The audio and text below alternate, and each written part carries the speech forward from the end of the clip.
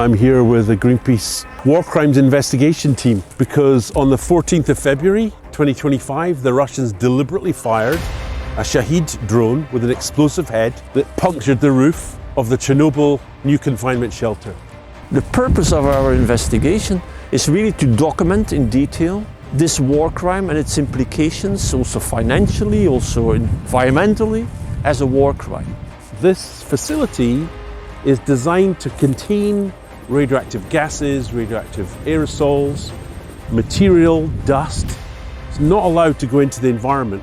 This shelter was built over many decades, installed in 2018. It contains the 1986 world's worst nuclear disaster, reactor number 4 of Chernobyl, and the sarcophagus that was built over that reactor. Many hundreds, thousands of people have dedicated their lives to trying to protect Ukraine and the European environment and the world's environment from what's inside this building. This is an enormous machine. There's an immense crane in there, which is made to, in the future, to dismantle piece by piece this unstable structure inside. And this whole function now, this big project over the next decades, is now put at risk.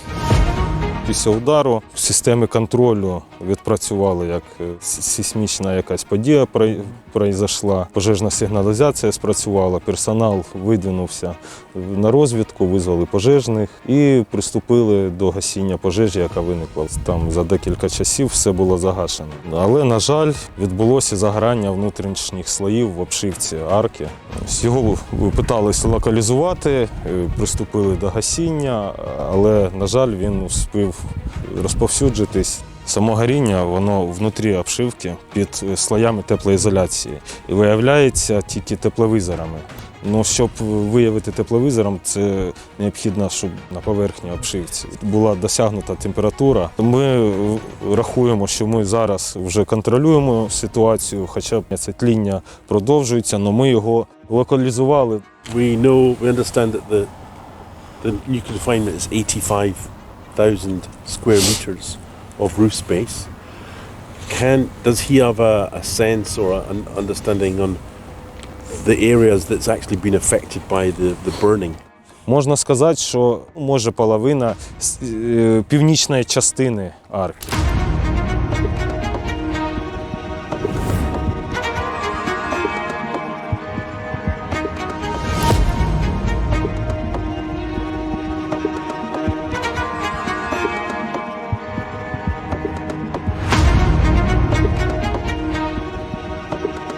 Russia is systematically sending these drones, low-flying drones, over this area.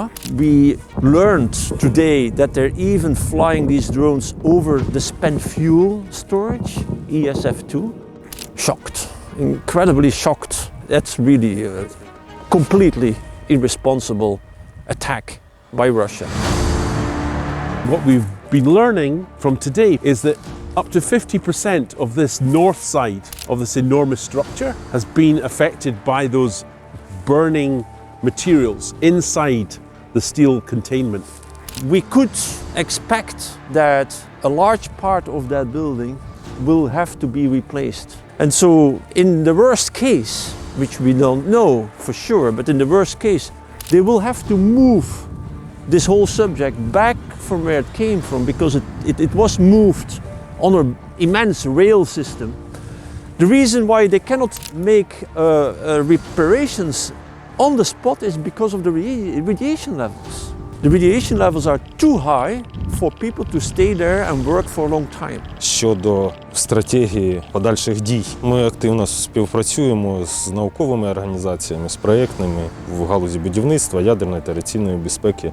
If we look to the future, these panels that are internally severely damaged, what would be the technology needed to replace the panels? Технології як такової ще нема, для цього треба буде розробка окремого проєкту. Але ми розуміємо, що над об'єктом укриття це практично неможливо з урахуванням доз радіації, які надходять від об'єкту укриття. Можна передбачати, що прийдеться отодвигати арку обратно.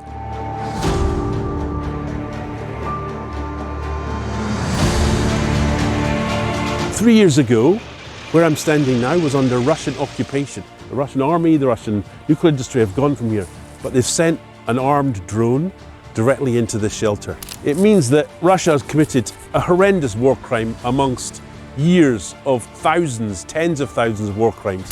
But this has particular significance for the international community. So the signal they're sending to the international community is, okay, we'll do anything. We'll do anything. And unfortunately, the international community has not stood up to Russia, has not stood up to Putin, has not destroyed the Russian nuclear industry, which is what has to happen. They have to have sanctions for the violation of war crimes, for the suffering they've imposed on Ukraine.